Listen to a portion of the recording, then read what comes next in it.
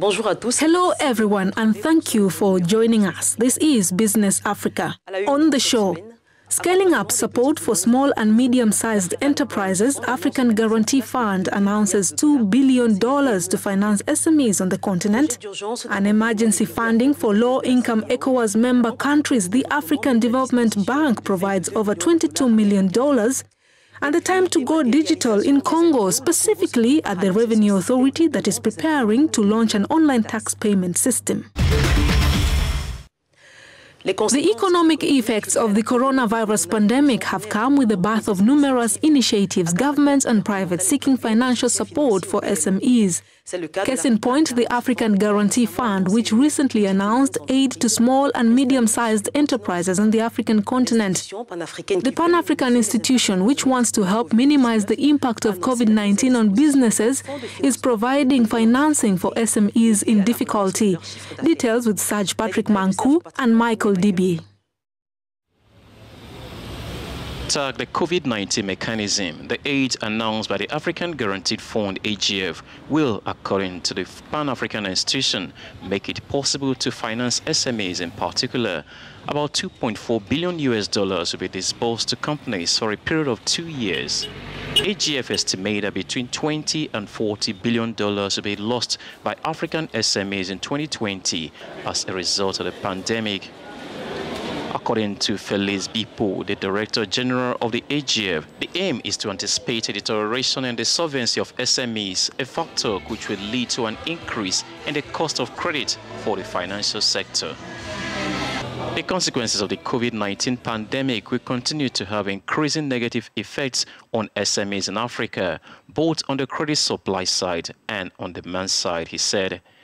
No details have yet been given on the start of operation by this Pan-African non-bank institution, one of the objectives of which is to provide financial institutions with guaranteed solutions specifically designed to support SMEs in Africa.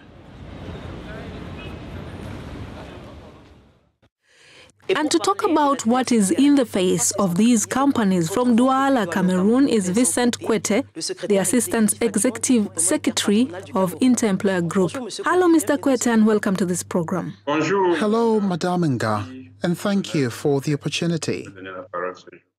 What are the difficulties currently facing companies that are totally impacted by COVID-19? These difficulties are essential of three kinds. The first is the sanitary constraints. For the companies, it is a question of adjusting so as not only to respect recommendations by health authorities, but also to protect their staff.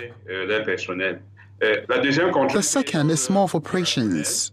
You know very well that the pandemic we're experiencing has affected most countries, and therefore the various supply chains are now seized, both in terms of transport and even with satisfaction with administrative procedures, because administrations are also operating minimally. And the third major difficulty is finance. The crisis is leading to a general slowdown in all sectors of activity, which means companies are facing real cash flow issues. On the markets, we're seeing a substantial drop in demand. What measures have been put in place to support such companies in this period, and are the proposals satisfactory for these operators? First of all, let's say that the measures announced are to help simplify administrative procedures.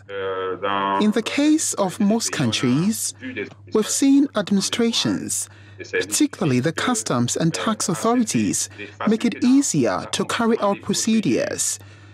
We have about, say, 60% satisfaction with the social security funds and all administrations that interfere on the daily.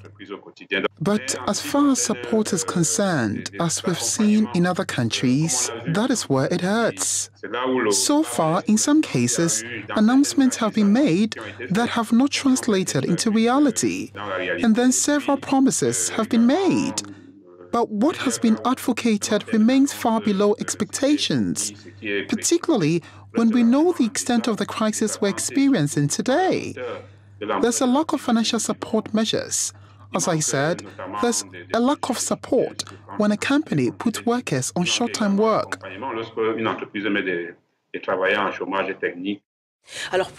Your institution, the Inter-Employer Group, has tabled several ideas to help these companies. How have you factored post-coronavirus? We insist on financial support for companies.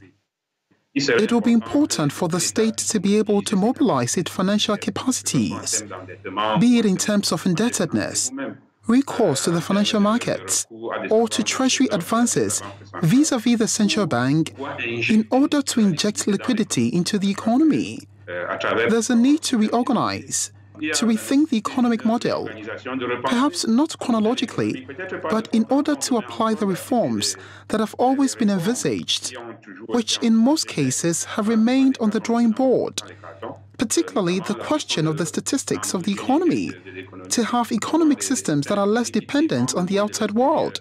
It is urgent to reverse this trend, to ensure that public procurement, for example, is put in place, that public investment and state participation are put at the service of the development of large economic groups that can address the basic concerns of the community.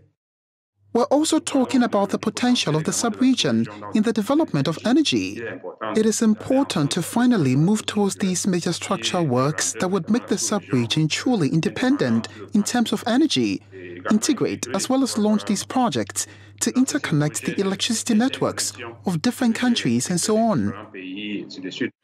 Thank you for your time, Vincent Kwete. That is the Assistant Executive Secretary of the Inter-Employer Group in Cameroon. Thank you. After the break, we'll see how the African Development Bank is trying to rescue low-income countries. Stay with us.